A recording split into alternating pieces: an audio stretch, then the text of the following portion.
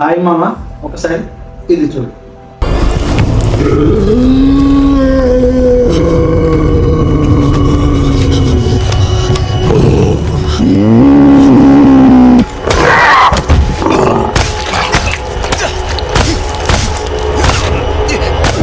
Movie పేరు వచ్చేసి హవెల్. ఈ మూవీ యాక్షన్ ఇంకా హర్రర్తో ఉంటుంది మామ.